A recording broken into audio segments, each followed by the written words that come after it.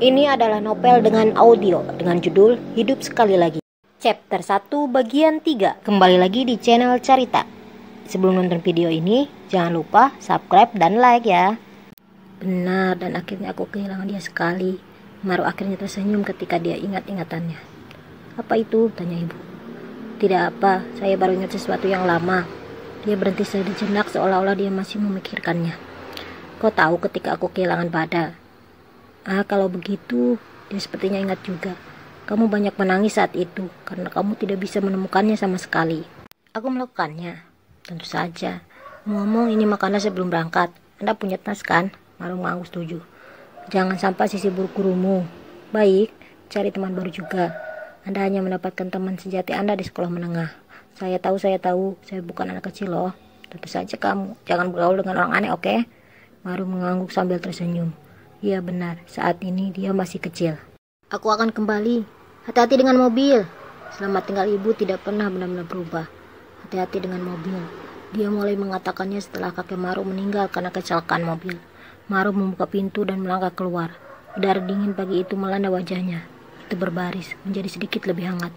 Tetapi masih lebih dekat ke musim dingin daripada musim semi.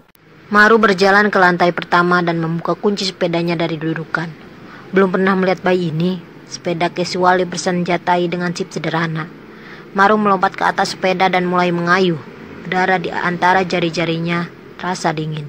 Tetapi bahkan ini membuatnya ingin berteriak dalam sukacita. Aku benar-benar kembali, gumamnya. Gambarnya Yu melintas di atas pisinya selama sepersekian detik.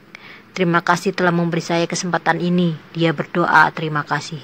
Maru berhenti di persimpangan sejenak untuk mengeluarkan MP3-nya. Sudah lama sejak dia melihatnya. Dia memasukkan earphone ke jack dan mulai mendengarkan. Sebagian besar adalah lagu-lagu dari penyanyi di awal 2000-an. Ini barang bagus, dia mendapati dirinya bergumam. Setidaknya itu jauh lebih baik daripada yang disebut lagu-lagu K-pop dengan bahasa Inggris yang dicampur di semua tempat. Dia lebih suka mendengarkan lagu yang sebenarnya bisa dia pahami. Maru menginjak pedal sambil bernyanyi bersama untuk beberapa lirik. Cinta yang aku miliki untukmu. Setelah sekitar 30 menit mengayuh, dia bisa melihat sekolah mulai terlihat. Itu masih terlihat sama. Kemudian lagi akan aneh jika tidak ya. Kompleks persegi panjang yang terbuat dari batu bata kecoklatan. Tepat di depan gedung itu ada podium kecil untuk kepala sekolah. Lapangan di depan podium sedikit lebih besar dari rata-rata sekolah Anda. Bahkan ada lapangan basket di sudut kanan sekolah.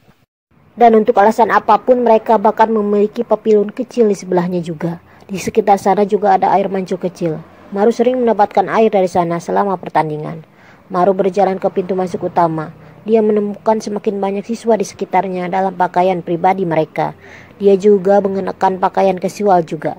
Ada suatu masa ketika dia akan iri dengan semua seragam yang akan dikenakan anak-anak lain. Dia dengan cepat menyadari betapa jauh lebih baik pakaian casual saat dia tumbuh dewasa. Ketika dia mendekati pintu masuk, dia mulai merasakan rasa nostalgia yang aneh dan rasa takut muncul dari dalam dirinya. Dia bisa melihat wajah yang akrab berdiri di depannya, guru pendisiplinan. Teror botak itu berdiri di depan pintu dengan gunting di tangan. Maru mendapati dirinya mengklik lidahnya dengan nada tidak setuju. Dia memiliki kenangan buruk tentang potongan rambutnya oleh gunting itu. Hal yang mengerikan tentang mereka adalah kenyataan bahwa mereka kusam. Jadi rambut Anda tidak akan terpotong, mereka hanya akan dicabut. Ayo lebih cepat, hei kau, apa itu di rambutmu? Salah satu anak lelaki itu ditangkap oleh guru. Bocah itu sepertinya bukan tahun pertama. Dia berjalan gelisah di depan guru.